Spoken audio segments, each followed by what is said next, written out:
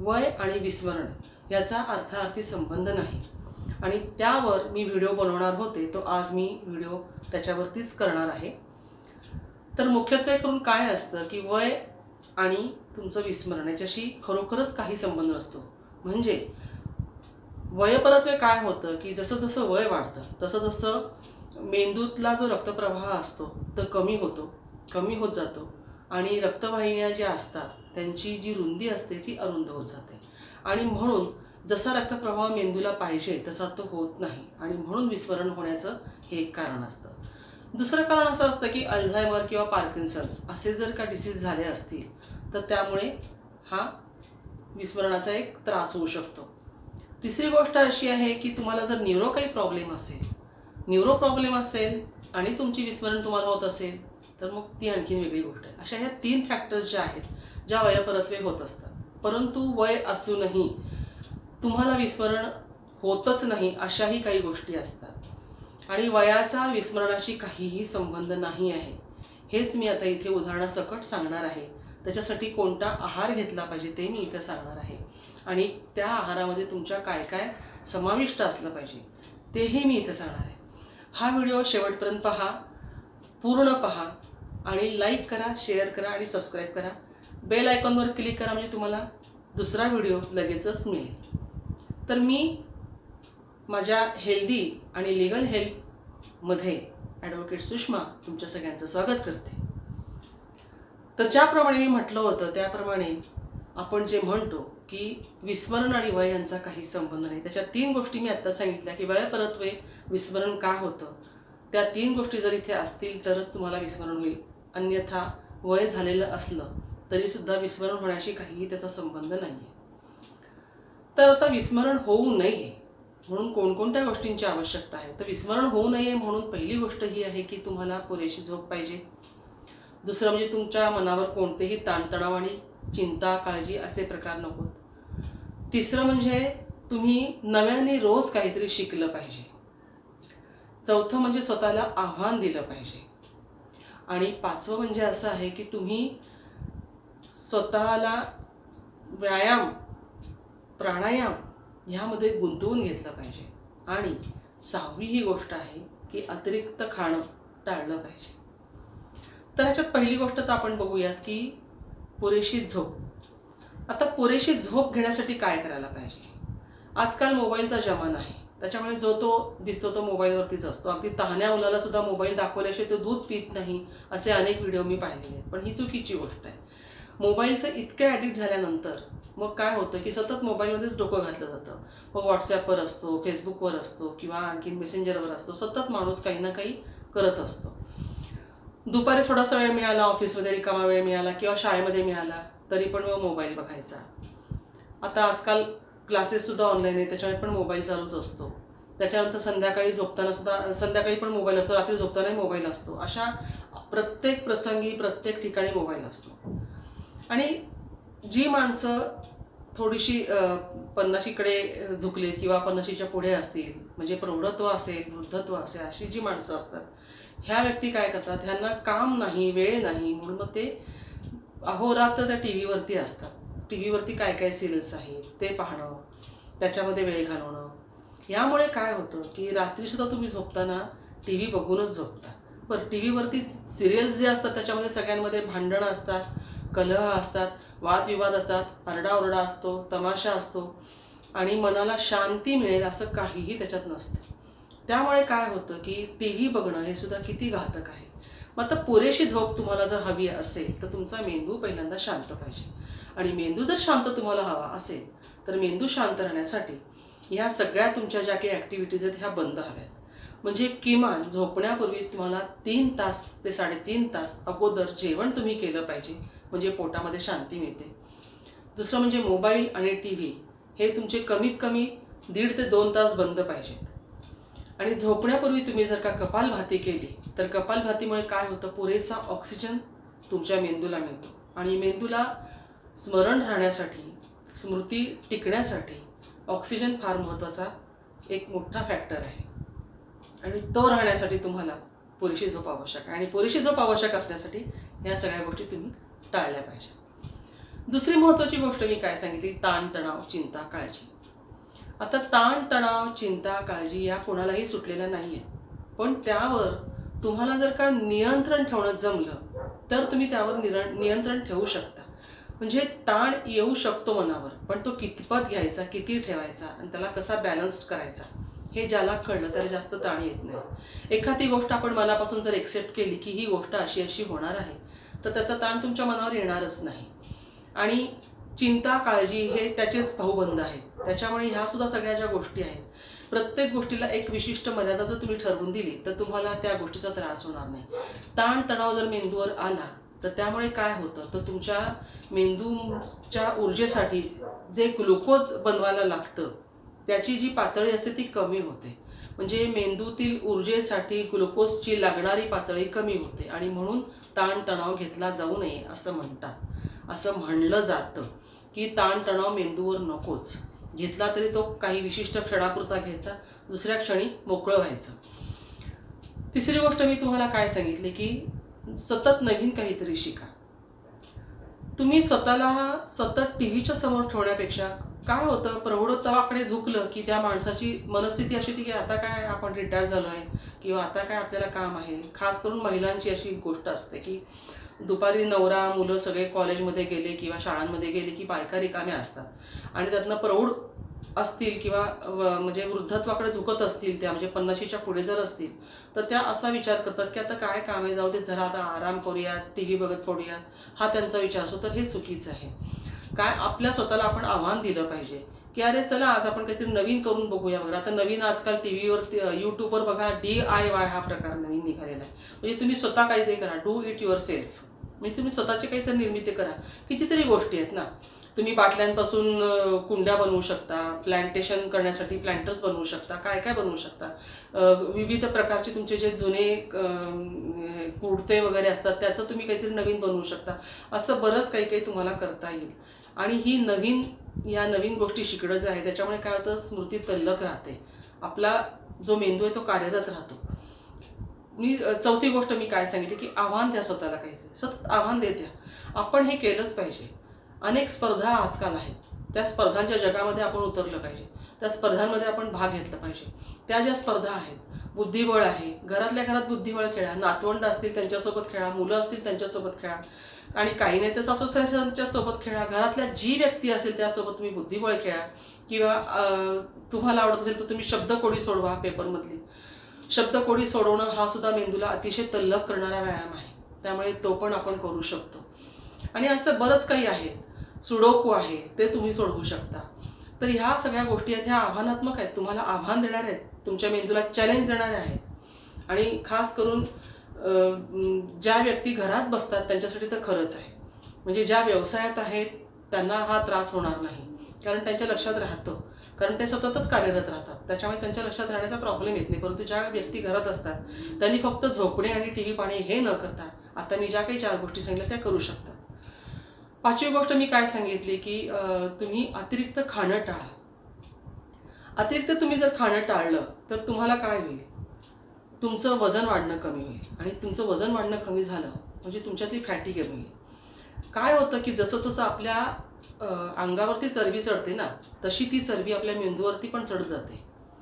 म्हणजे आपल्या मेंदूला जसं आपलं शरीर जड होतं तसं आपल्याला आराम करावा असं वाटतं, तसं आपल्याला झोपावंसं वाटतं, दिवसाही झोपावंसं वाटतं, काही काम करू नये असं वाटतं, एखादं काम केलं की थकायला होतं. मग ह्या सगळ्या ज्या गोष्टी आहेत त्या अति खाण्यामुळे फॅट वाढतात आणि फॅट वाढल्यामुळे जी चरबी वाढते त्याच्यामुळे आपल्याला स्थूलत्व येतं आणि त्यामुळे आपल्याला काहीही काम करावंसं वाटत नाही. त्याच्यामुळे थकवा येतो, त्याच्यामुळे झोपून राहावंसं वाटतं आणि झोपून राहिलं की मेंदू झोपतो. अर्थातच मेंदूला काही काम राहत नाही, तेही झोपून जातं. त्याच्यामुळे मेंदू झोपायला नको हवं असेल तर अतिरिक्त खाणं बंद करा. काही लोकांना खूप सवय असते की जेवण झालं तरी पण काहीतरी काहीतरी तोंडात टाकतच होतात, त्याच्यामुळे ती सवय खूप चुकीची आहे. तर तसं न करता तुमचं खाणं प्रमाणात पाहिजे. म्हणजे सकाळचा 2 वेळचा चहा, तुमचा जो काही नाश्ता तुम्हाला रोज सवय असेल तर नाश्ता. म्हणजे माझं तर असं मत आहे की नाश्ता करू नये, करायचा असेल तर अगदी हलका फुलका नाश्ता करावा. असं सांगितलं जातं की नाश्ता खूप करावा सकाळचा आणि म्हणजे नाश्ता राजासारखा असावा आणि जेवण भिकाऱ्यासारखं. पण नाश्ताही राजासारखाच होतो आणि जेवणही राजासारखंच होतं, भिकाऱ्यासारखं कोणी करत नाही. म्हणजे दोन्ही वेळेस चापून खातात, त्याच्यामुळे त्या चापून खाण्यामुळेच तेच अतिरिक्त जेवण जे आहे आपल्या पोटात जातं आणि त्याची चरबीमध्ये रूपांतरून वाढ होते. तर म्हणून आपला जो नाश्ता आहे तो अगदी हलका फुलका असा, म्हणजे एखादी इडली असेल किंवा एखादा डोसा केला असेल किंवा हलका फुलका उपमा असेल, थोडेसे पोहे असतील, इथपर्यंतच नाश्ता असावा. आणि नाश्ता नाही केला तरी काही बिघडत नाही. तुमचं जेवण जर लवकर असेल तर काहीच हरकत नाही. जे लोक 11:30-12पर्यंत येतात त्यांना नाश्त्याची खरंच काही गरज नाही. त्यांनी 1 कपभर दूध घेतलं, तूप घालून घेतलं तरी पण चांगलं असतं, कारण त्याच्यामुळे तुमच्या तुपामुळे तुमच्या पोटालाही ते छान आल्हाददायक असतं आणि त्याच्याने काही चरबी वगैरे वाढत नाही आणि तुम्हाला काय म्हणतात त्याला, सपोर्ट मिळतो. त्याला तुपामुळे तुम्हाला सपोर्ट मिळतो थोडासा. आणि जेवण तुमचं जे 11 आहे ते 11:30-12पर्यंत तुम्ही जेवण करायचं. संध्याकाळचा परत चहा. आणि भूक लागलीच खूप तर मग हलकं तुम्ही काहीतरी खा, मुरमुरे खा किंवा लाह्या असतात, फोडणीच्या हलक्या लाह्या खायच्या. त्याच्याने सुद्धा आपल्याला पोट भरल्यासारखं वाटतं. आणि सगळ्यात महत्त्वाचं म्हणजे काय की रात्रीचं जेवण असतं. रात्रीचं जेवण तर खूप हलकं करायला पाहिजे. रात्रीचं जेवणसुद्धा लोक खूप जड घेतात कधी कधी. तर ह्यामुळे सुद्धा काय होतं की जडत्व येतं. एक तर पहिलं म्हणजे मी सांगितलं की जेवणच तुमचं 3-3.5 तास अगोदर झालं पाहिजे. त्याच्यामुळे तुम्ही 7:30 ते 8 ही जेवणाची वेळ ठेवली पाहिजे. म्हणजे ज्या लोकांचं नियमितपणा आहे, सकाळचा चहा, दुपारचं जेवण, संध्याकाळचा चहा आणि संध्याकाळचं म्हणजे रात्रीचं जेवण, हे ह्याच्यात जर नियमितपणा असेल तर अतिरिक्त खाणं हे होणारच नाही आहे, भूक लागणारच नाही आहे. तुम्ही तुमचं सगळं वेळेवर ठेवा म्हणजे तुम्हाला अतिरिक्त खाणंच होणार नाही आहे. 6वं मी काय सांगितलं? 6वं मी तुम्हाला हे सांगितलं की तुमच्या स्नायूंना व्यायाम पाहिजे. तुमच्या स्नायूंना व्यायाम नसेल तर काय आहे की तुमची जी बॉडी आहे ना ती कार्यक्षम राहणारच नाही. आणि म्हणून मी जे म्हटलं मगाशी की अतिरिक्त खाणं. आता जर तुम्हाला सकाळी उठल्यानंतर चहा घेण्याच्या आधी जर तुम्ही मध, लिंबू आणि कोमट पाणी असं घेतलं तर तुम्हाला त्याच्यानंतर जर तुम्ही योगासनं केली, व्यायाम केला, प्राणायाम केला तर तुम्ही थोडंसं जास्त खाल्लं ना तरीसुद्धा तुमची जी चरबी आहे, अतिरिक्त वाढणारी चरबी, ही वाढणार नाही. कारण तुमच्या शरीराला रोजच्या व्यायामाची सवय झालेली असते. त्याच्यामुळे त्या व्यायामामुळे तुमच्या शरीरावर चरबी वाढत नाही. तुमचं जे शरीर असतं ते फ्लेक्झिबल राहतं. आणि असं फ्लेक्झिबल जे शरीर असतं ना त्याचा कुठेही कधीही त्रास होत नाही. आणि रोजच्या नियमित व्यायामामुळे तुमचं स्थूलत्व दूर पळतंच, पण प्राणायामामुळे काय होतं, आणि खास करून अनुलोम विलोम आणि कपालभाती, ह्यामुळे तुमच्या मेंदूला एक ऑक्सिजनचा पुरवठा होतो नियमितपणे. ओंकार ह्या उच्चाराने सुद्धा तुम्हाला तुमच्या मनाला एक वेगळी शांती मिळते, मन शांत होतं. ओंकाराचं खूप महत्त्व प्राणायामामध्ये दिलेलं आहे. मेडिटेशन तुमचं मन पूर्णपणे शांत करतं, तुमच्या मनातले पूर्ण विचार ते दूर करतं, आणि म्हणून मेडिटेशनही आवश्यक आहे. तर म्हणून मी काय म्हणून म्हटलं की स्नायूंना ताण द्या. स्नायूंना ताण द्या म्हणजे व्यायाम करा, योगा करा. रात्री तुम्ही जेवल्यानंतर एक अर्धा तासाचा तरी वॉक घेतला पाहिजे.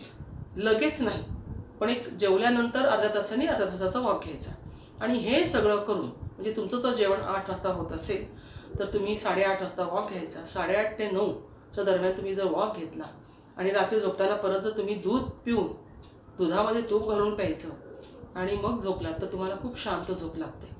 आणि त्यामुळे काय होतं, मेंदू शांत असला की झोप शांत लागते. म्हणजे सगळं बघा शेवटी कुठं येतं तर आपल्या झोपेशी येऊन अडतं. म्हणजे तुमची झोप सगळ्यात छान झाली पाहिजे. मग झोप चांगली झाली पाहिजे म्हणून रात्रीचा TV बघणं बंद, मोबाईल बंद. रात्री डोक्यामध्ये कुठलेही विचार नको. आपण झोपत असताना मनामध्ये फक्त देवाला नमस्कार करून झोपायचं आणि मनामध्ये आपल्या दिवसभरात आपण काय काय केलेलं आहे आणि त्याच्यामुळे आपल्याला काय काय समाधान मिळालेलं आहे हे जर आपण आपल्या मनात त्याची जर पुनर आपण तसं जर उच्चारण केलं तर त्याच्यामुळे आपल्याला खूप फायदा होतो. आता ह्या ज्या गोष्टी आहेत ह्या झाल्या, काय विस्मरण होऊ नये म्हणून काय करायचं ह्याच्यासाठी सांगितलेल्या या गोष्टी झाल्या. आता आहार काय घ्यायला पाहिजे, तर आपला आहारसुद्धा व्यवस्थित प्रोटीनयुक्त पाहिजे. म्हणजे तुम्हाला दूध तर मी म्हटलं दुधामध्ये खूप हायेस्ट प्रोटीन्स असतात. म्हणजे दुधाला हे पूर्ण अन्न म्हणलेलं आहे. तुम्ही जेवला नाही तरी चालतं पण दूध पाहिजे पोटात. ठीक आहे.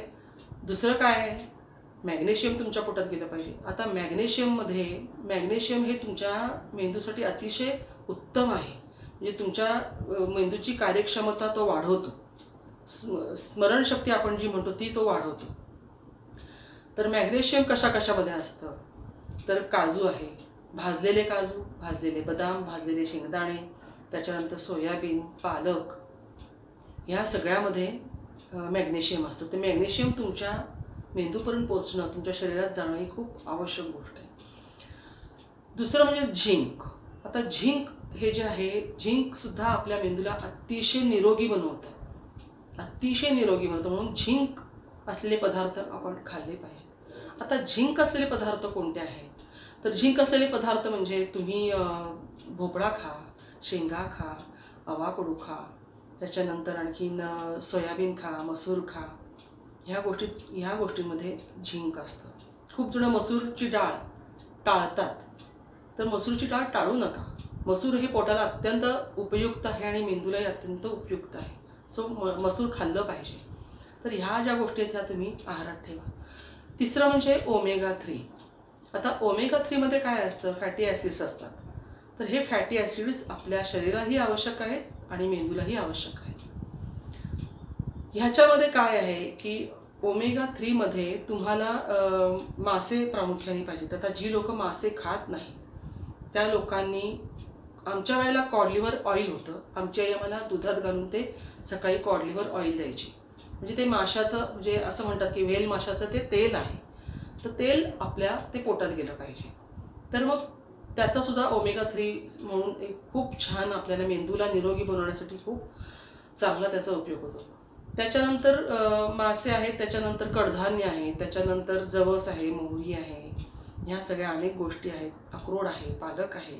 ह्या सगळ्या ज्या गोष्टी आहेत ह्या आपण नित्यनियमाने असं ठरवून खाल्लं पाहिजे. आता ह्या गोष्टी परत विसरू नये म्हणून काय करायचं, तर एक कॅलेंडर तयार करा तुमचं स्वतःचं. त्याच्यावर लिहा तुम्ही की आपण काय काय, म्हणजे माझं स्वतःचं मी असं एक कॅलेंडर तयार केलेलं आहे बरं का, की या दिवशी मोड आलेली कडधान्य, या दिवशी नाश्ता काय करायचा किंवा अमुक एक दिवशी काय करायचं, असं म्हणजे माझे पदार्थसुद्धा असे ठरलेले आहेत. त्या दिवशी ते घ्यायचं सगळं असं माझं ठरलेलं आहे. तर असं एक आपण तेही विस्मरण होऊ नये, आपल्या लक्षात राहू म्हणून एक असा एक शेड्यूल आपण आखायचं आणि ते आपल्या किचनच्या भिंतीवरती चिटकून ठेवायचं, म्हणजे आपल्या पक्क लक्षात राहतं. पोटॅशियम आहे, पोटॅशियम खूप आवश्यक होते. केळीमध्ये खूप छान पोटॅशियम असतं, त्याच्यामुळे केळी खूप खाल्ली पाहिजेत, मुलांना खायला दिली पाहिजेत. त्याच्यानंतर आपण नित्याच्या जेवणामध्ये हळद आणि जिरं ह्यांचा वापर केलाच पाहिजे. जिरं तर असं आहे की जिरं सध्या उष्णता खूप वाढलेली आहे आणि ह्याच्यापुढे वाढणार आहे. त्यामुळे जिरं आणि धन यांचं पाणी जर तुम्ही रात्री भिजवून सकाळी प्यायलात तर ते खूप चांगलं आहे.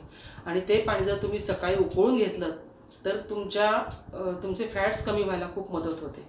वजन कमी करण्यासाठी ते खूप चांगलं उपयुक्त आहे. आणि म्हणून त्याच्यात आणखी तुम्ही जर सुंठ घातलं आणि तुमच्याकडे जर दालचिनीची पावडर असेल ती घातली तर ती पण खूप छान उपयुक्त आहे. आणि म्हणून ह्या जिऱ्याच्या आणि धन्याच्या पाण्यामध्ये हे सुद्धा घालून तुम्ही ते पाणी घेऊ शकता. हळद ही तर काय अँटीऑक्सिडंट आहे. आपल्याला सगळ्यांना माहिती आहे, आपल्याला जखम झाली तरी आपण त्याच्यावरती लगेच हळद लावतो, म्हणजे ती किती चांगली आहे. त्याच्यामुळे हळदीचं प्रमाणसुद्धा आपण सतत आपल्या आहारात ठेवलं पाहिजे. आपण खूपदा सॅलड खातो बघा, संध्याकाळची आपण सॅलड खायची सवय काही जणांना असते, सकाळी सॅलड खायची काही जणांना सवय असते. तर सॅलड खाताना सुद्धा तुम्ही त्याच्यावर हलका आपण चाट मसाला असतो तो टाकतो, त्याचबरोबर थोडीशी हळद पण टाकायची आणि हलकं तिखटही टाकायचं, म्हणजे थोडीशी चव येतेच पण सॅलडही आपल्या पोटामध्ये जातं तेव्हा त्याच्यासोबत हळद पण जाते आणि आवश्यक घटक तेही त्याच्यामध्ये जातात. तर अशा या ज्या काही गोष्टी आहेत मी आता ज्या इथे सांगितलेल्या आहेत ह्या सगळ्या गोष्टी तुम्ही लक्षात ठेवा आणि लक्षात राहत नसतील तर तुम्हाला सांगितल्यामुळे तुमचं असं एक कॅलेंडर तयार करा. त्या कॅलेंडरवरती पूर्ण तुम्ही असं लिहा आणि ते कॅलेंडर तुमच्या नजरेच्या टप्प्यात राहील असं तुम्ही त्याला ठेवा, म्हणजे तुमच्या ते सगळ्या गोष्टी लक्षात येईल. सो तुमच्या लक्षात आता आलंच असेल की मी वय आणि विस्मरण ह्याचा अर्थार्थी संबंध नाही. ह्याचं आता उदाहरण मी तुम्हाला देते. माझी आई 93 वर्षाची आहे, माझी आई 93 वर्षाची आहे, पण आजही तिच्या सगळ्या गोष्टी लक्षात राहतात. एक हार्टचा प्रॉब्लेम जर तिला सोडला तर बाकी कसलाही प्रॉब्लेम तिला नाही आहे. बघा, पूर्वीच्या काळी मोबाईल नव्हते, पण हे सगळेजण मोबाईल नव्हते म्हणून ह्यांच्या सगळ्यांच्या बुद्धी तल्लख होत्या. ह्यांना तुम्ही कधीही सांगा 10 वर्षापूर्वीची गोष्ट आठवत असेल आणि अजूनही त्यांना ती आठवते. अजूनही बारीक सारीक गोष्टी आठवतात त्यांना. खूपदा असं होतं की म्हणजे म्हणजे माझ्या गोष्टी लक्षात राहणार नाहीत किंवा आपल्या गोष्टी लक्षात राहणार नाहीत. एवढ्या सगळ्या गोष्टी म्हणजे माझी आई खूप माझ्या लहानपणच्या सुद्धा सगळ्या गोष्टी मला आठवून आठवून सांगत असते. तर 93व्या वर्षी जर इतकी लक्षात राहण्यासारखी बुद्धी असेल. आणखीन दुसरं उदाहरण, लता मंगेशकर. तीही 93व्या वर्षी 92व्या वर्षी ती गेली. तोपर्यंत तिची बुद्धी तल्लख होती. ती गाऊ शकत नव्हती कारण आता वयपुरत्वे आवाजाचा तर प्रश्न येतच असतो. पण तरीसुद्धा तिची बुद्धी किती तल्लख होती, शेवटपर्यंत तिची बुद्धी तल्लख होती. मग हे सगळ्याचं कारण काय आहे? तर म्हणून म्हणलं मी की वय आणि विस्मरण याचा अर्थार्थी संबंध नाही आहे. ह्याच्यासाठी एकच आहे, जी पूर्वीची लोकं आहेत ना, तुम्ही बघा अजूनही खेड्यापाड्यात जर तुम्ही गेला तर तुम्हाला सापडतील ती लोकं रात्रीचे 9:30 झाले की खाटात टाकतात बाहेर अंगणामध्ये आणि मस्तपैकी 7 संध्याकाळी सूर्योदय झाला सूर्यास्त झाला की ही लोकं मस्तपैकी जेवण करतात, छानपैकी खाटा बाहेर टाकतात 8 वाजता, गप्पा टप्पा मारतात, मस्त इकडच्या तिकडच्या सुखदुःखाच्या गोष्टी करतात, एकत्र येतात आणि गप्पा मारता मारता झोपून जातात. त्यांनाच कळत नाही झोप केव्हा लागली आणि सकाळी मस्तपैकी 4ला उठून त्यांचं दिनक्रम सगळा सुरू होतो. तर असं हे ह्या खेडेगावातल्या लोकांचं आहे. म्हणून त्यांचं आयुष्यसुद्धा बघा तुम्ही आजकाल आपण यूट्यूबवरती वगैरे वाचतो, गुगलवर वाचतो, 126 वर्षाचं आयुष्य, 125 वर्षाचं आयुष्य, त्यांना पुरस्काराने सन्मानित केलं जातं. मग हे सगळं का होतं? हे सगळं आता का नाही होत? याचा आपणच विचार करायला पाहिजे.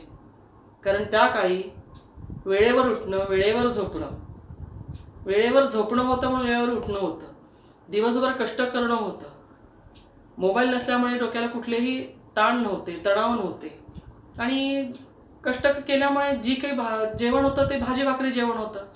तेव्हा काय असे आपल्यासारखे खूप आत्ता जे सगळे प्रकार मिळतात चाट वगैरे तसे प्रकार त्यावेळेला काहीही नव्हते. चायनीज हे सगळे प्रकार त्यावेळेला नव्हते. म्हणून म्हणतात ना कांदा मीठ भाकरी, त्याची तब्येत लई भारी.